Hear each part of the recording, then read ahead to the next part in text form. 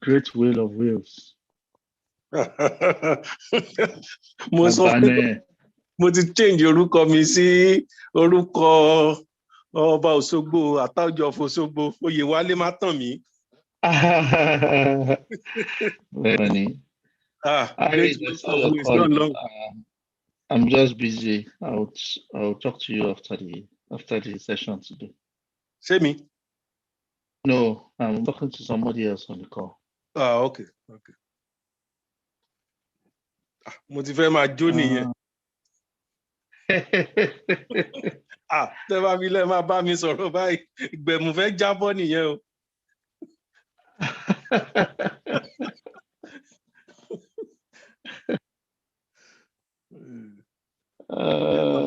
Gbẹ̀mù ti jábọ̀ rẹ̀ di. Èmi náà rí bẹ́ẹ̀ o, ká má purọ́ o.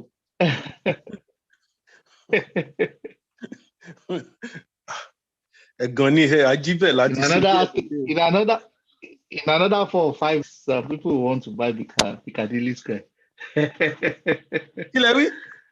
Well, in another 4 weeks, I'll come over to Piccadilly pa. Gbà bẹ́ẹ̀. Ẹ jù wá lọ́wọ́ o. Àwọn ò lẹ́mìí ẹ̀bọ̀ tí a rọra máa ta bíọ́bíọ́ ń bí tá a ti ń ta bíọ́bíọ́ wa.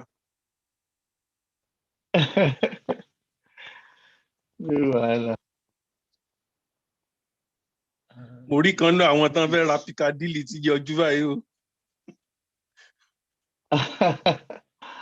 Good evening, Mr. Jide. Hey, good evening. How are you, sir? I'm fine, thank you. Long time. Ó dàbí pé Mr. Jide ti yàtọ̀ báyìí o.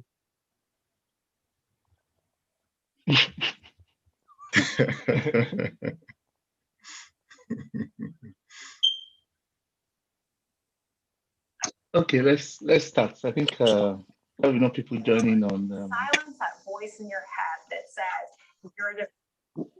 We have enough people joining on Instagram as well. So I think we're good to go. For the guys on Instagram, if you hear the guys on Zoom, I'm just going to keep it that way till question and answer because I'm using my headphones. But I think we're good to start. If there is any question that come between, I will just basically repeat it as the platforms. Sorry about that. So good evening, everyone. Welcome to Crypto Pulse Weekly. We're just about to go live. Hope I'm live now. Yeah, I think it should be live. It's saying that it's live. Yeah, so I hope it's live though. Anyways, I was trying to aim live at the same time on YouTube, so just bear with me a second, even though not showing, but that's fine. I'll continue. So good evening, everyone. Welcome to Crypto Pulse Weekly. This is the second, I think. Yeah, second or third for the month of February. Third for the month of February. Second the last. Today we'll be going through what's happening in the market as usual. We have a number of discussions around DeFi and the altcoin season that is upon us. So let's get started.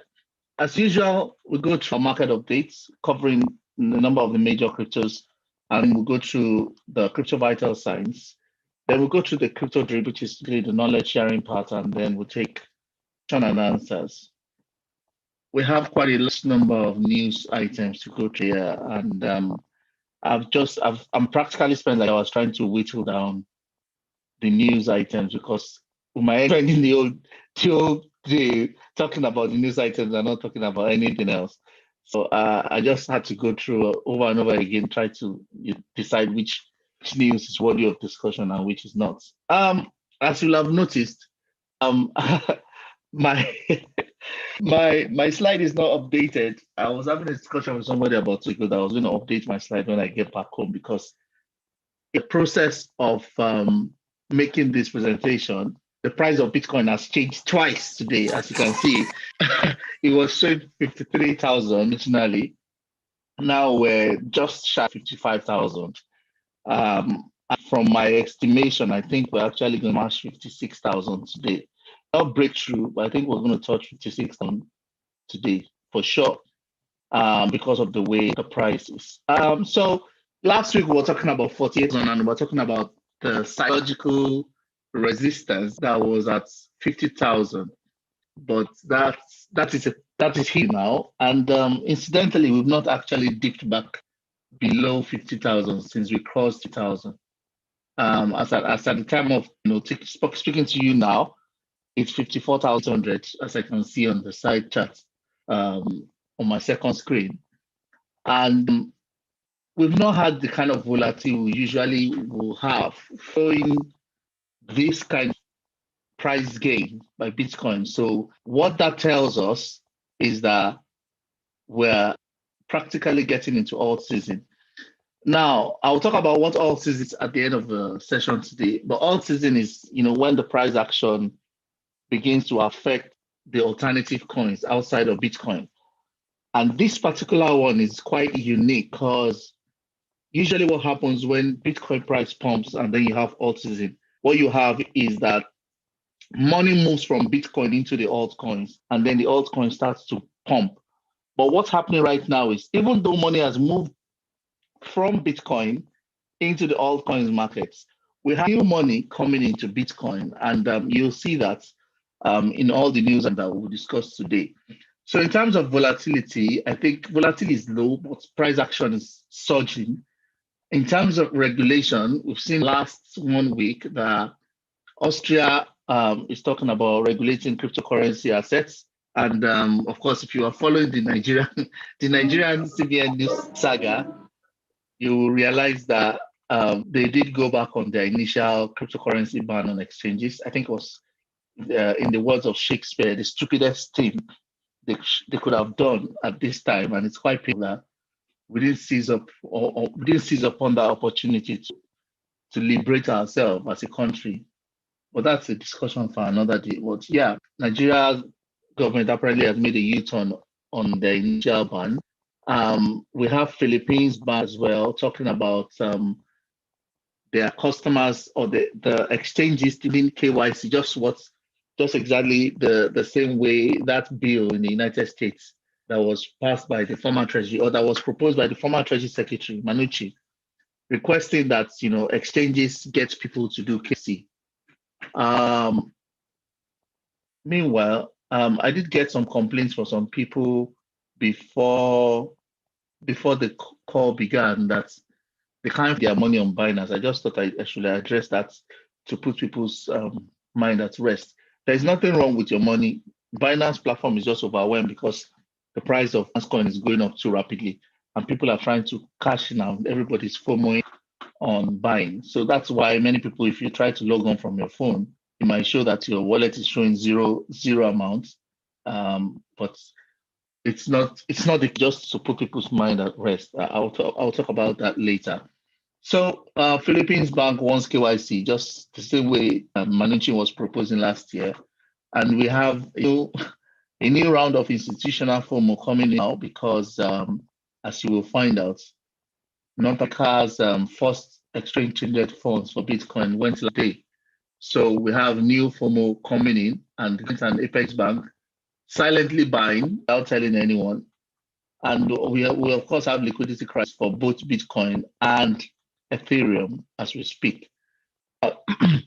As the price of gold dropped in the last 7.5 months to all-time low for 7.5 months, essentially, the price of Bitcoin is hitting new all-time high. And today, Bitcoin hits $1 trillion market cap. It's a very, very significant milestone. So as of today, the market capitalization of Bitcoin is $1 trillion.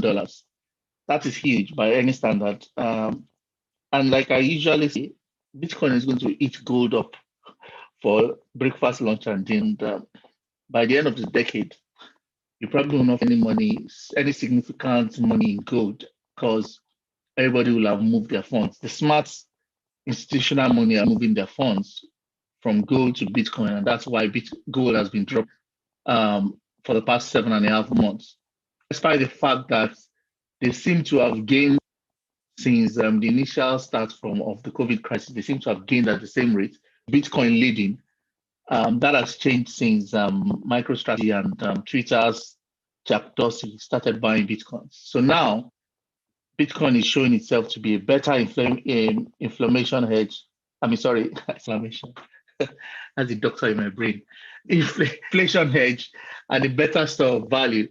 And that's only going to continue. So, I mean, if you ask any young chap or a millennial, I mean, nobody knows. Many of them have never seen a gold bar before or a gold coin. So for them, it doesn't make sense to carry gold around when you can just keep your money in digital assets. So that trend, I think, is going to continue. And eventually the whole gold market is going to be swallowed up by Bitcoin and other digital currencies. In another news, we have Ethereum hitting all-time high as well. Last week, we did discuss Ethereum's all-time high, and I remember mentioning then that it's quite disappointing the way Ethereum's price has been moving, because if you compare the rate of movement with other altcoins, it's moving sluggishly, and you tend to have some very interesting flash drops. So I think we had one somewhere around the end of, I think that was end of January. Then we had one again a week or two ago. And I didn't even understand why we're having the crash drop. I was more focused on why we weren't getting the price gains that we should have gotten from Ethereum. But what was happening was the biggest mining pools, they call them two pools, and also the biggest mining pool for Bitcoin. They're shorting the market, and the way they're shorting the market is so they come up because they have very large volumes. They're doing the same thing that CME is doing on a more small scale. So what they do is over the weekend they sell large portions of Ethereum, which pushes the price down suddenly, and then they go to the margin and short Ethereum as well. So that creates sort of a domino effect on the price, and the price falls, and people who are holding leverage positions sort of lose leverage positions because of that, until one of these internet guys pointed them out that they were the ones that were manipulating the markets. That's when the price of Ethereum stopped crashing, but it's still not moving the rates you would have expected them to move. And I think that partly responsible for the way Binance Coin is moving currently. I'll talk about Binance Coin shortly. I had this news from, I think, a report of mega public and private companies, as collated by PwC. And what they were saying in that report was that Mexicans were positioning to, put their company's balance sheets or expose their company's balance sheet to Bitcoin. And they were initially skeptical because of course, volatility and the speculative aspect of Bitcoin. But because you now have Tesla, Square, MicroStrategy significantly invested in Bitcoin, they are now doing it as a competitive advantage. And I remember having a chat money earlier in the afternoon that until people start realizing that as companies, as corporate entities, that they're better off keeping their treasuries and their balance sheets in Bitcoin than they are in fiat currency, they will be behind the curve. And this in the near term, for companies that are smart, they will have significant competitive advantage, especially for companies that are publicly quoted. And a good example is MicroStrategy. I said about 3 weeks ago, MicroStrategy is the company that has outperformed the Nasdaq and Bitcoin price in the last 1 year by wide margins. It outperformed both Nasdaq and the price of Bitcoin itself, which is incredible. I mean, considering that Bitcoin from last year's 4,000 has now done over 12x. What am I saying? Yeah, 10x now. Still, the stock price of MicroStrategy has outperformed Bitcoin and Nasdaq together. So it means companies that are, strategically positioning themselves in Bitcoin stand a lot to gain in the near term. Of course, needless to say that PayPal, for instance, had their largest end of quarter profits from their Bitcoin services that started in Q4. They made supernormal profits because of that. So I think it's a good opportunity for companies, of course, individuals, to position themselves and expose themselves to Bitcoin, both in the near term, as a matter of fact, in the long term as well. Coming to Binance Coin, for many people that don't know Binance Coin is called BNB. It used to be the utility token for the Binance.com exchange, but it's over time evolved into something bigger now, because since Binance Coin first, I think, in fact, they gave it for free originally in 2017. I didn't know about it. From what I read, they gave it for free.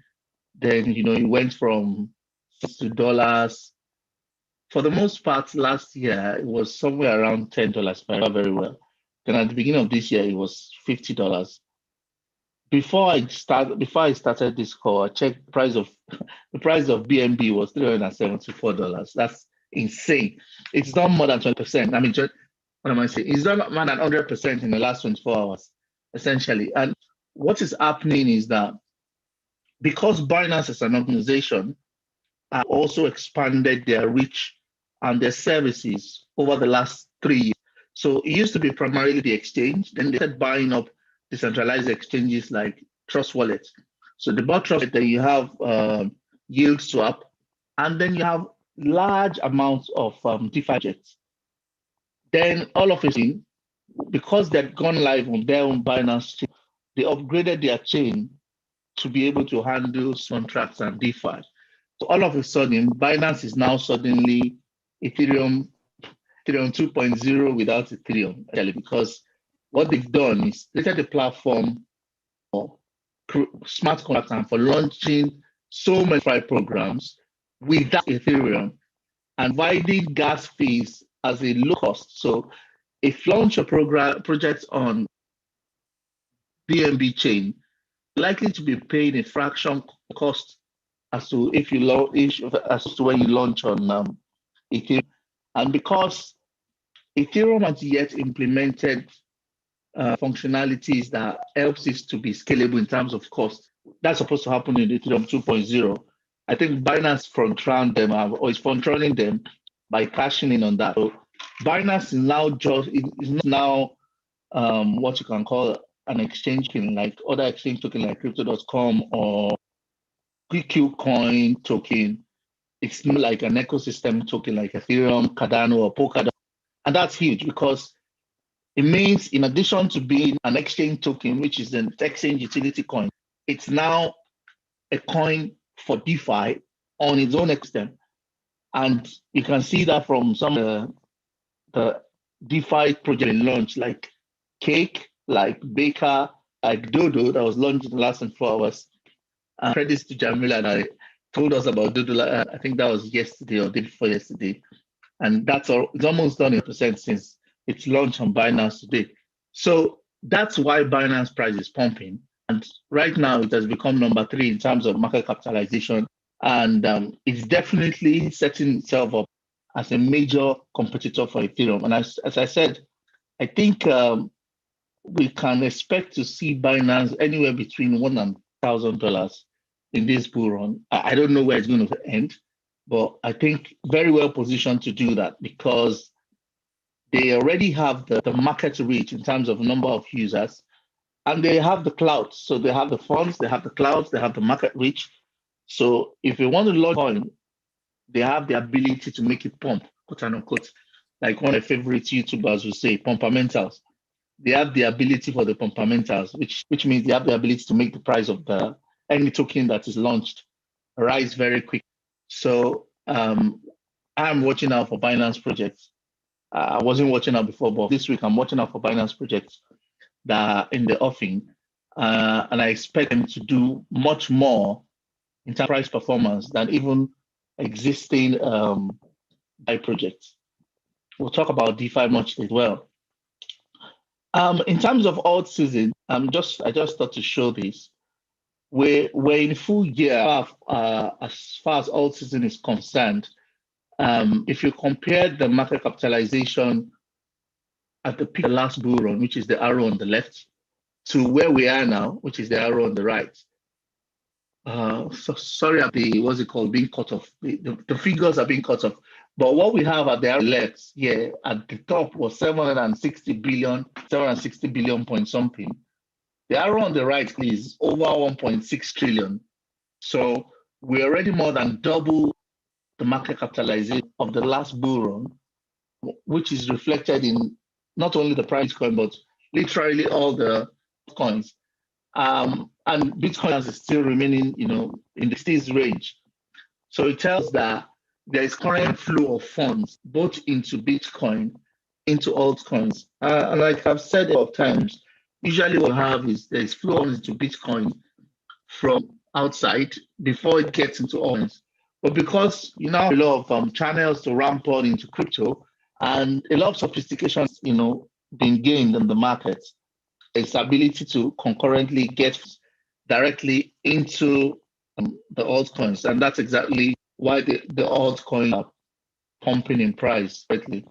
So we expect that to continue for a while now, till definitely probably till summer. In terms of why the price of Bitcoin probably pumping today, this is why.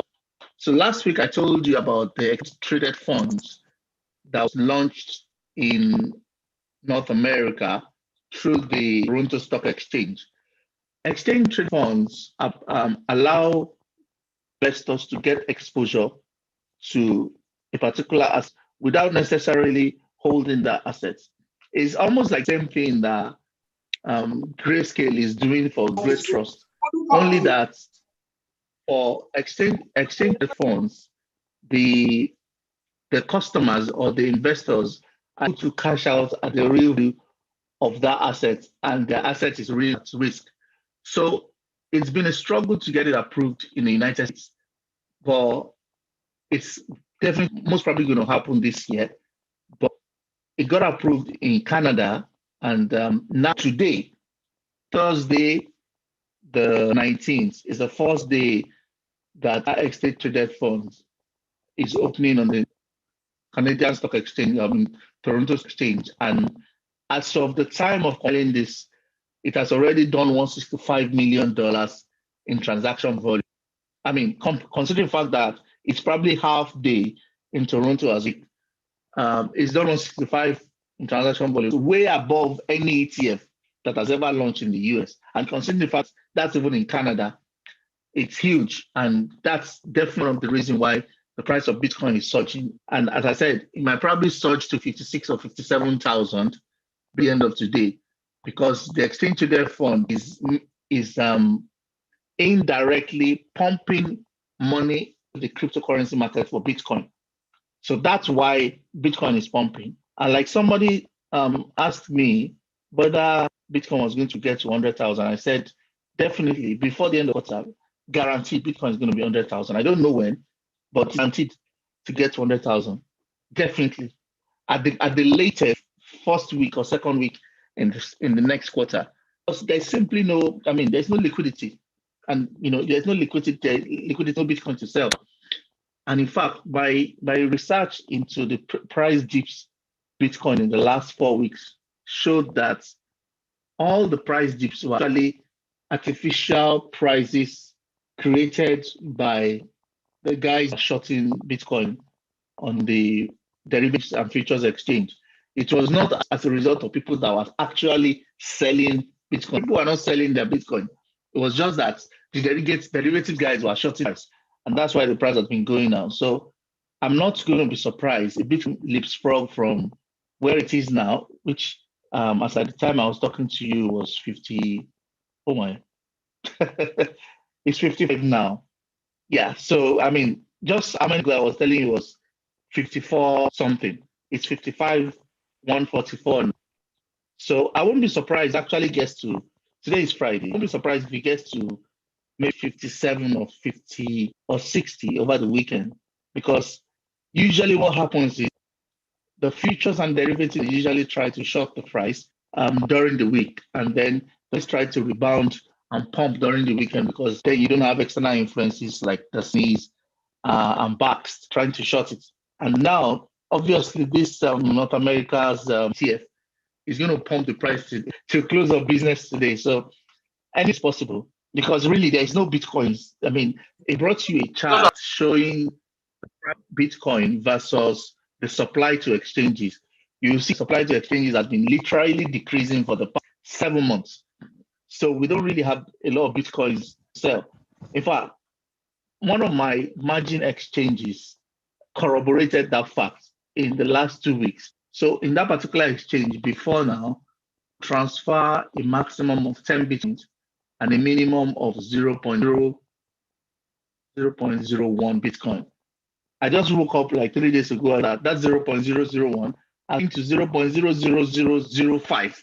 And then the maximum you could transfer is now 3 Bitcoin. So definitely there is liquidity crisis in the Bitcoin market. So the price is going to behave crazy. And so I told the guy, yeah, I'm convinced beyond any reasonable doubt that the price is going to get 100K in the next 6 to 8 weeks. So this is what's driving price today. And this volume is above any normal day average for an ETF that is launching on the first day. And then I think that was not enough. Another set of guys called CI Financial, they're fighting for another ETF. So a separate ETF apart from this other guys. I forgot the name of those guys that filed for this ETF. So they are also filing with the Toronto Stock Exchange, and they have Galaxy as their advisors and bonds. So I expect that to also come into mainstream in the next few. So these are the things that are pushing up the price. So if you see the price going up in astronomical manners, back on that, we don't really have enough Bitcoin around. I just brought up because somebody was talking about it, about Elon Musk. Elon Musk was talking about Doge and shelling of Bitcoin and Doge in January when his company was secretly buying. And so somebody was asking about his current position and was saying that, well, Bitcoin is better today than money because it's providing a better return than negative interest, and then that even though that his company has bought Bitcoin, it doesn't represent its interest. What I will say is that I have another. I didn't bring up that. I didn't put that one in when they were asking Bill Gates what he thought about Bitcoin, and he said it's neutral, and that he believes that Bitcoin will do a lot of things, blah blah blah blah, but that's what his foundation is in Africa. Usually for wealthy people like Gates and Elon, I would say don't listen to what they're saying, but watch what they're doing. So when Elon was making fun of Bitcoin in January, his company was amassed billions of them. So I wouldn't be surprised if Microsoft secretly exposing its balance sheet to Bitcoin, then come in the month of April or June or May, tell us that they bought 10 billion worth of Bitcoin. So be careful when you listen to these people, especially they're talking to media heads. Like the example we gave about 2 weeks ago about Guggenheim. Guggenheim came in, that was in December, and they were saying that they think that Bitcoin is going to 400K. That was before filed with SEC. When they filed with SEC and the price of Bitcoin became 40K, then they started saying that the price of Bitcoin was overheated and people should take profit. Obviously hoping that the price will come well enough for them to buy at a discount. Then all of a sudden, the SEC filed in the last week of January, and they're saying Bitcoin can go to 600K. So listen to what they're saying, watch what they're doing. And in this, I think Microsoft is buying, and I think Bill Gates is. I don't have proof now, but I think based on what they're saying, I think they're doing something different in the background. So that's about in terms of how Bitcoin is moving the markets. A side note about Cardano. Cardano used to be number 3, but right is being sidestepped by BNB. Cardano is also an ecosystem play. I'm going to talk about it in the crypto drip. It's a system coin that is basically trying to Ethereum, but I think they are moving at a much slower pace. They're about to release the second upgrade of their network in the coming weeks. So I think the price of Cardano is going to pump seriously in the month of March. But after that, I think there are good ecosystem plays as well, in addition to Ethereum, Polkadot, and VeChain, which I'll talk about shortly. Let's talk about our favorite market capitalization analogy. So I would say the equities market is currently like this. is like the sun, sitting at 50 trillion, in the range of 50 trillion right now. And for the first time, Bitcoin is 1 trillion. So think about it. So we are 1 to 50 into the equities markets. Now, my estimation is that in the next 1 year, equities market will go to about 100 trillion, and Bitcoin will have eaten up maybe 10% of. That's my estimation over the next 12 months. But currently, we have 6 trillion, which is 185 billion more than we had last week in terms of total market capitalization. Bitcoin dominance is still sitting at 60, and we've added altcoins. We added 13 billion to altcoins over and above what we had last week. This is going to continue till at least summer. Why? Because if you remember, in the last week of January, I mentioned that Michael Saylor, CEO of MicroStrategy, was organizing a conference in the first week of February to expose publicly traded company CEOs to how they can incorporate coins to their balance sheets. That playbook now, is now open source on their website. So you have 6,000 publicly quoted company participated in that conference. Those guys are going to be buying both for their companies and for themselves. So it's inevitable that these prices are going to go up. Definitely, that they're going to go up. Well, in terms of altcoins are likely to go up as well in the next 6 to 8 weeks. But I don't think they're going to overthrow the rate of inflow to Bitcoin just because news are coming into Bitcoin in these ETFs and these companies that are putting coin on their balance sheets. So expect to see. I won't be surprised if Bitcoin gets to 400K this year before taking some serious corrections. But the rate at which it's going, what I confirm to you is that by the first or second week of Q2, Bitcoin will have already touched 100K and back. At the rate at which it's going, I can confirm that's a given. In terms of other sentiments, our fear index has increased by 1. So yesterday it was 92. Last week it was 92. Before it was 81. Today is 93. What I can say is the last time we got to 93, we crashed. We crashed by 20% or 25%. I think what happened is over this weekend the price is going to go crazy. Then on Monday the price is going to crash. But I don't think that crash is going to be sustained because, as I told you earlier on, we don't really have so much Bitcoins flying around. So if the price drops, it's only people are selling at those price points that are, going to have this field.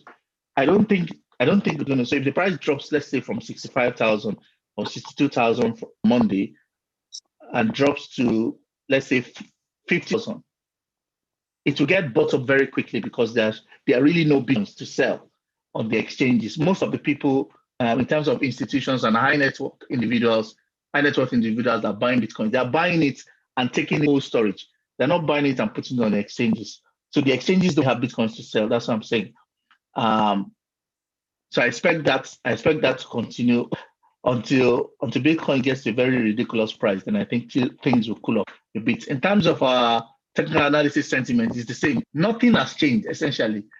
It's the intraday and the daily sentiment for Bitcoin has remained buy, meaning was exactly the same place it was last week. So what do I say to people who are asking, is it too late? I'll say no, it's not too late. It's Bitcoin just did 55,500, by the way. As at the time I started this discussion, it was at 54,000. So I think we're here now. We're in thrill. We are really being thrilled, right? I was having a discussion with one of my friends a few months ago, and she was saying that she's almost getting into confused state with the way the price, everything is just popping green. And I said, you need to, calm down, understand that it's going to continue like that for the next probably 2 months, and that you need to have a proper strategy on how to maximize the returns. So right now, we're very close to euphoria. I can tell you for sure, by the month of March, we'll be in euphoria because you guys will be seeing some crazies, especially for people who are already on the WhatsApp group and are taking turn when I put out those coins at the beginning of the month, you'll be seeing some very ridiculous prices on your bids, I can guarantee you. Because what will happen at Euphoria, you have money trickling in from everywhere. And even the shoemaker Uber driver at that point in time will be telling about Bitcoin. So I can expect that there will be a lot of pump in altcoins over the next 8 weeks, and then we'll get to Euphoria, then the price burst on altcoins, and people will start buying Bitcoins again, and the price will start going up in Bitcoins. That's my expectation. And then we'll get to some degree of complacency in terms of the price before we see any correction. I think we'll have a lot of consolidation in the price of Bitcoin between the month of May and probably July. But definitely by August, I think that we're going to see a sharp drop because people will want to, at least most of the fund guys who want profit and cash out for the, I was going to say cash out for the summer and have a nice time and spend the money. But I'm going to have a class about this in about 2 or 3 weeks. If you're interested on how to cash out. Anyway, so we're here now. We're close to the peak. I can say we'll be at the peak for a while, but when it's going to fall sharp and quick. But it's going to be very volatile because, and I'm saying this with caution, but I'm sort of very convinced about what's going to happen. The price is going to crash suddenly, but then the price is going to take off again. But by the time it's taking off, most of the coins will have been wrecked because when coins goes red, all coins eventually go red. But Bitcoin is not going to suffer as much as the altcoins because there are bigger bags ready to buy Bitcoin than ever before. So you can expect that as the price is dropping, people are people are mopping up the excess Bitcoin. But this, I usually bring this just to remind everybody where we are. So I think we're very to Euphoria now. And being able to cash out at Euphoria without being complacent and waiting for when we are dipping back to anxiety is the genius of the bull run. And that's the position of maximum profits, essentially. In terms of the crypto drip today, I was going to expatiate on the discussion we started 2 weeks ago around the alt season and DeFi. So here is what I want to talk about. The alt season is the period in the bull run where altcoins price go through the roof. Historically, meaning 2013, 2014, 2017, 2018, alt seasons usually start after Bitcoin prices have, attained new all-time highs.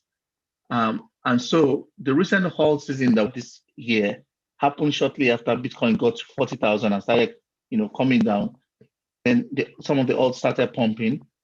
And then it looked like Bitcoin was gaining again. But as I said, this particular alt season is a bit different because when money was moving away from Bitcoin into altcoins, new money was coming into Bitcoin because of the fresh institutional interest that's happening on the market. Right now, we have a concurrent Bitcoin bull run with alt season. But it's important to pay attention to the alt season. Like I told someone, alt season has the potential to make one supernormal profits. And this is why. An example with 0.01. So what it means now, this is obscene. So 0.01 Bitcoin will before be like 100 pounds. When Bitcoin was 10K, 0.01 will be pounds. $100. But right now, as I'm speaking to you, 0.01 Bitcoin is $100. So let's say you have $5 and you buy coins with that $5 at a very good price. You get a discount on that altcoin. And altcoin season comes. Altcoin season, you have some coins that will do anywhere between 2x, 10x. For discussion purposes, let's say the coin of interest does 10x against the price of Bitcoin. So another thing I usually tell people is that altcoins have two means of appreciation. They appreciate in currency and they appreciate in coin value.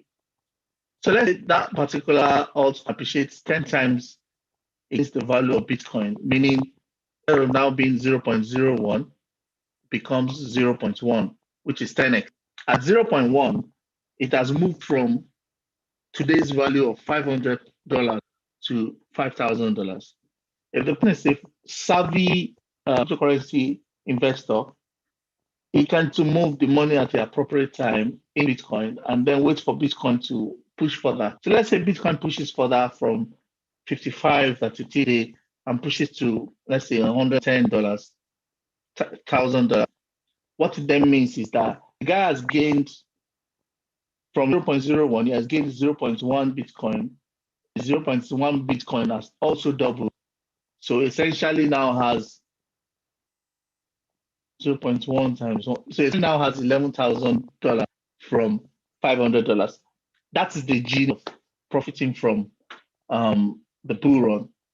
And of course, it takes specific knowledge and specific information to do that kind of thing. But that is why people invest in altcoins.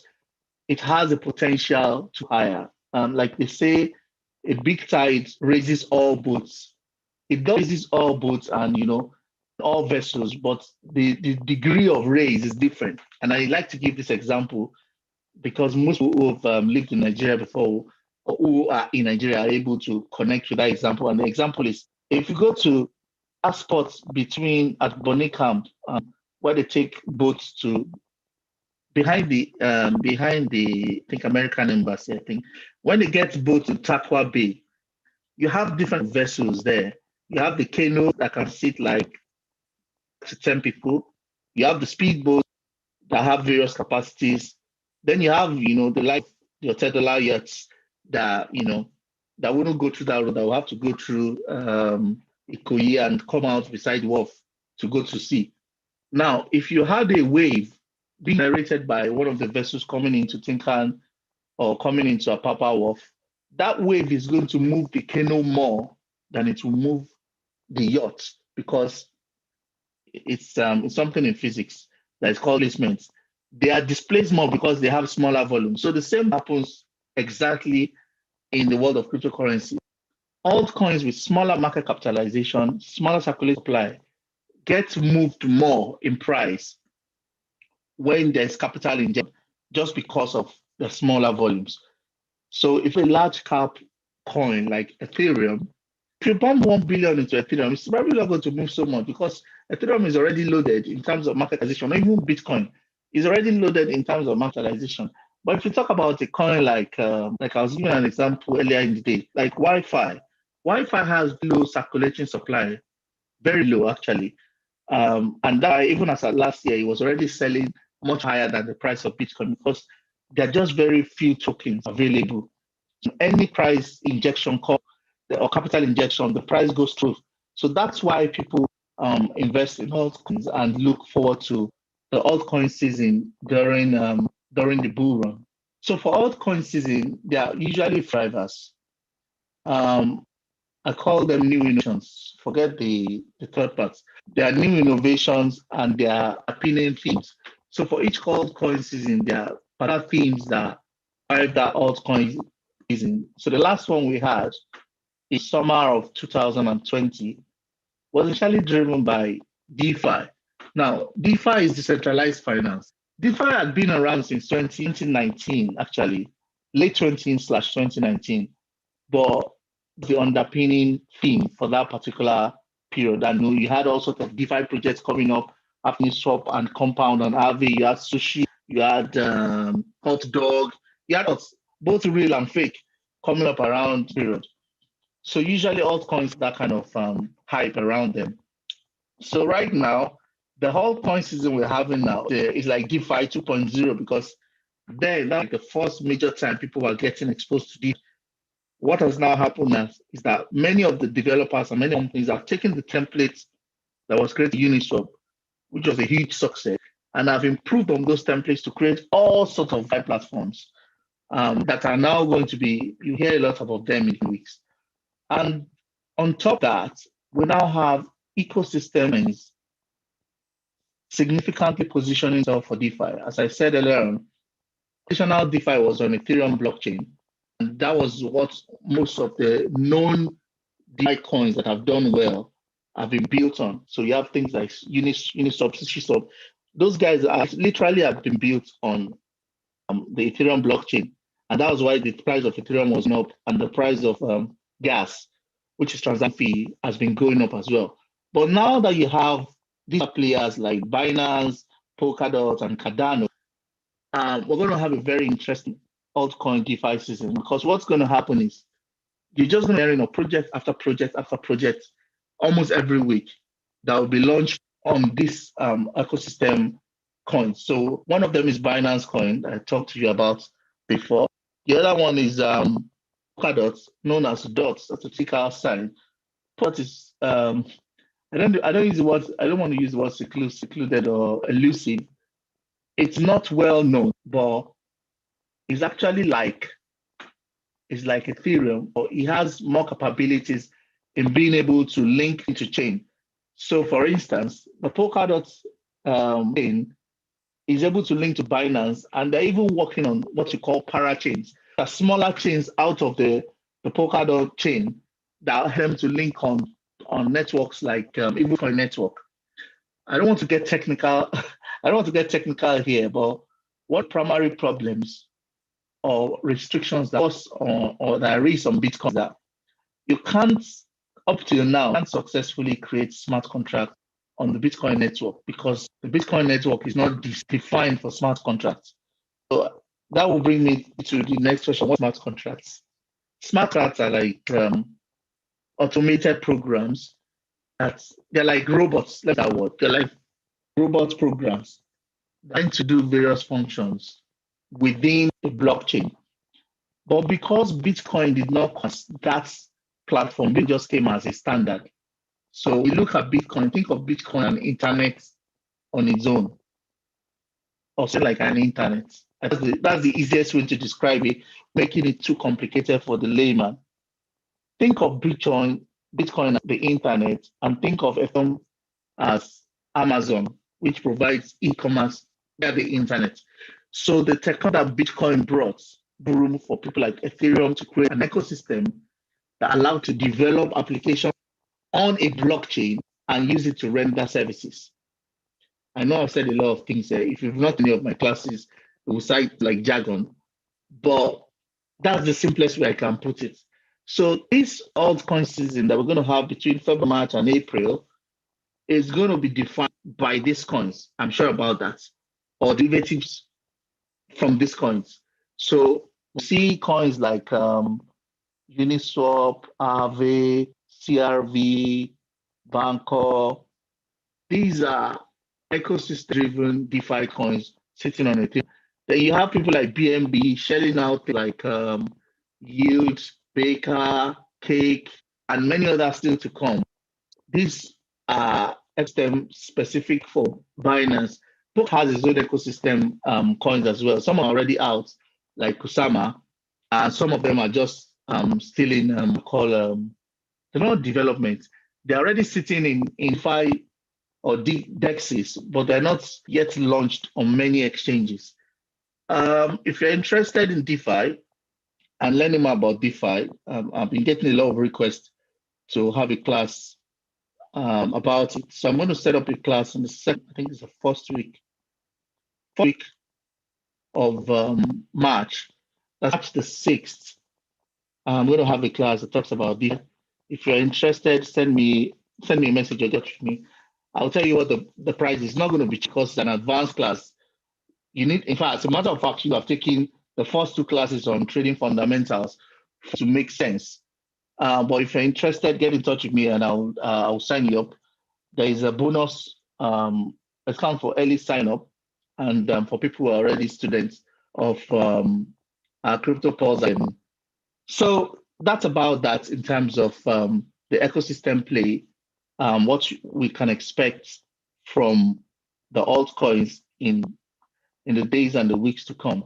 I forgot to mention the Bitcoin technical analysis in terms of price chart, but you can see we're already almost touching 56,000. As saying 56,000 is the expected peak for the day, and as it is already, I expect us to do 50,500 or 56,200 close of business today, then we might take some correction, or we'll go through all the way to, actually, I think we'll go through 62,500. Now that I'm looking at the chart, I think go to 62,500 by weekend.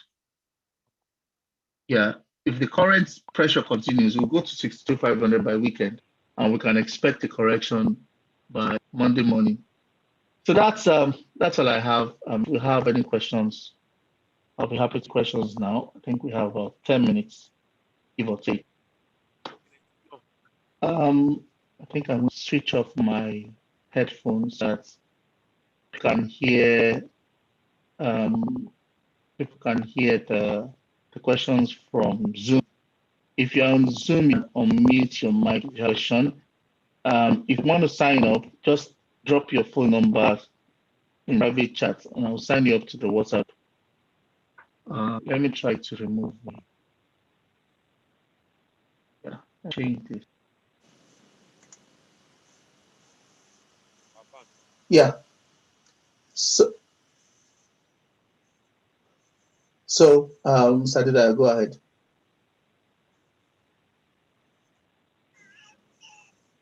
Can you hear me?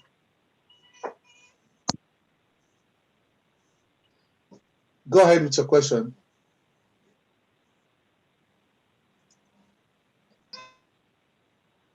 You have your mic on mute. Please go ahead with your question. Oh, okay, you didn't have a question. If you have a question on Instagram, just type it. I'll read it out, and then I'll answer it.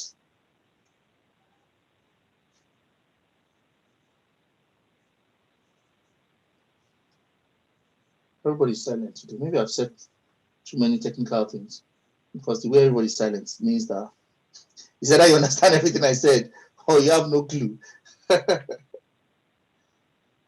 Okay.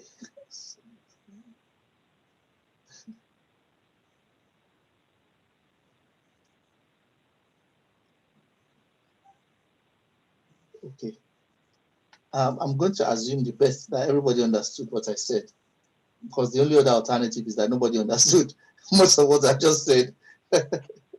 Yeah, it's reasonably understood on my own end here. So yeah, you've done a great job tonight, and I've picked one or two things in addition to what I know before.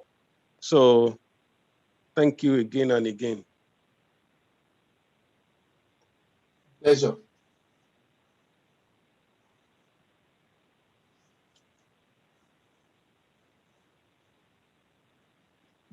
Okay.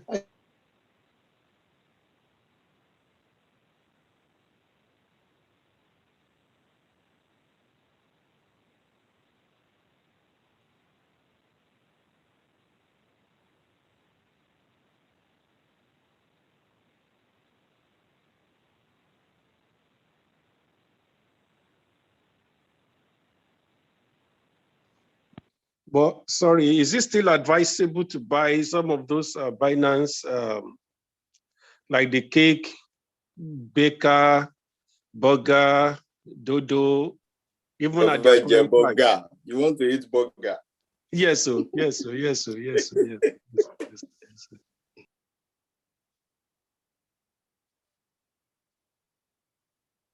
Dr. David, did you hear my question?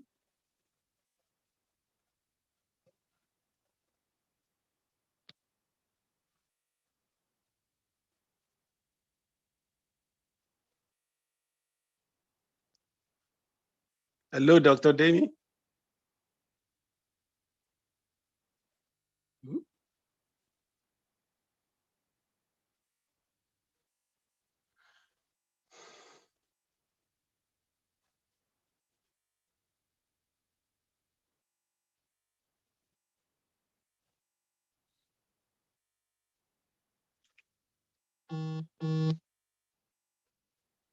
Dr. Laliri, any question of the day?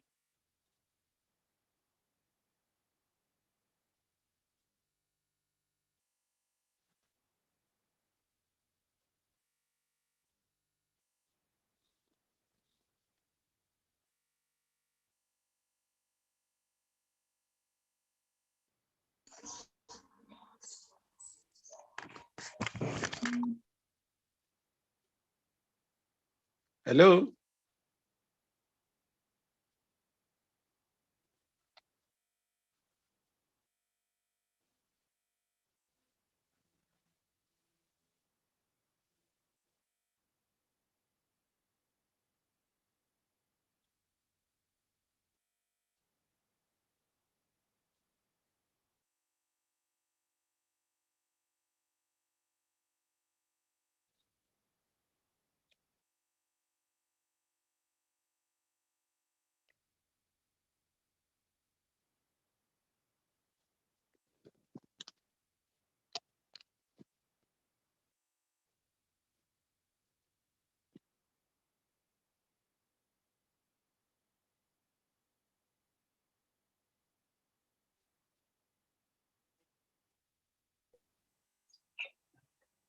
Hello, Dr. Demi.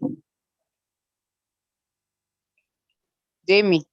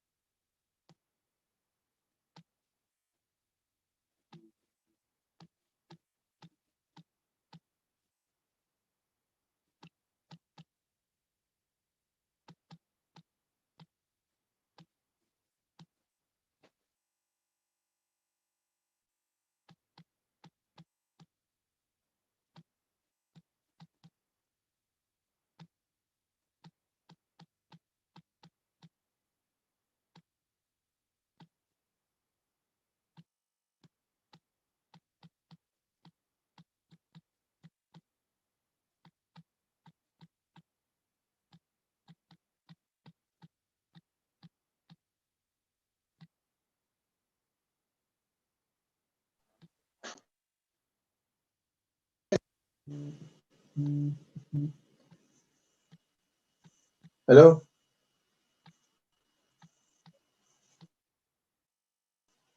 Hello?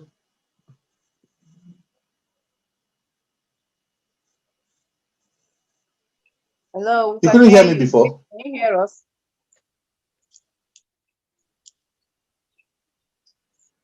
Oh, you couldn't hear me all along. Oh my. We've not been Yeah, hearing you. Yeah, we couldn't hear you on Zoom you've not been hearing me. at all. Oh man. I just joined and I was also not hearing you. Sorry I about was that. almost going to send ambulance. So what happened was that sorry about that. What happened was I was trying to let the people on. I was trying to. Unfortunately, I think so. I was using my Bluetooth headphone, so I folded the headphone, thinking that everybody could hear me. But it looked like it was only people on Instagram that could hear me. Exactly. So what last thing did you hear? So I know how far off I went.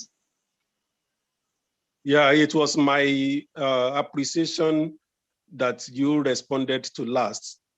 Then I asked a question that is it too late to get into some of the Binance stuff? And I don't know whether it's one of my friends, Yasha, is asking me whether I want to eat burger, but I was thinking whether we can still get into burger, dodo, and the rest. So sorry, I want to bake, or you want to bake cake. Yes. I didn't even hear that one at all. So yes, it's not too late to get into. It's not too late to get to the Binance chain. As I said earlier on, we're just actually like I won't say the early stage, but we're like the first quarter of the altcoins season right now. So many of the prices that were already seen appreciated. I think we'll see more of that in the coming weeks, especially during the month of March and April. So it's not too late. It's not too late. Especially things like I don't have cake. Personally, I don't have cake. I bought Baker. The Baker I bought has probably done like 100%. I bought very little, but it's probably done like 100% already. But as I said, I wasn't watching out on Binance Chain before, but I'll keep a close watch now because they're likely to be shelling out a lot of projects in the coming weeks, week after week. So it's important to be able to get into them. A critical issue though for guys in the US, and I think this issue had come up about them not being able to get in on some of these projects. I think that the reason is because Binance already separated their US platform from the Binance.com, the global platform, and they probably did that because of the US government and the problem they always drag with companies and securities and all that. So one way, don't quote me, one way to get around it is to use a VPN. While using the only problem is that if you're going to use the VPN and you live in the United States, you need to have like maybe a Nigerian passport that can link it to any country outside the United States. The other option is to use decentralized wallets like MetaMask or Trust Wallets, or what's that other one that Binance Chain does have now? Is that Yield or what's that one? Something so. What's the newest Binance Chain wallet? Is it I liquid downloaded swap? it a few days ago. Is it liquid swap? Sorry, Is it liquid swap it's or not what? Liquid Swap. Safe. Why? What's that swap? SafePal, yeah, SafePal. SafePal wallet. SafePal wallet is the one. So Okay. you can download any of those decentralized wallets. They are like how do I put them now? They are offline wallets technically because they are not sitting on the exchanges, and because they are sitting in your custody, quote and unquote, you don't require any KYC or any location. Doesn't require any location to access them. So you can leverage on that to buy using DeFi platforms, and that's why I think it's important for people to attend that session on the 6th of March on DeFi, because what that means is many of those coins will not initially debut on exchanges. They will show up first on those DeFi platforms, and some of them they will have what you call initial data digital offering on those exchanges, the DeFi exchanges or DEXs, before they even get launched. So, like Jamila gave us an example of Dodo coin yesterday.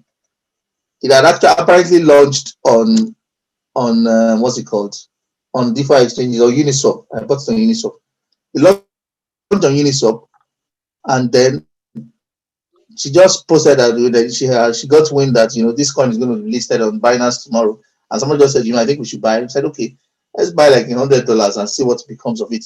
Of course, we bought, and before you know it, it launches on Binance and it's already 80% up from first price quoted.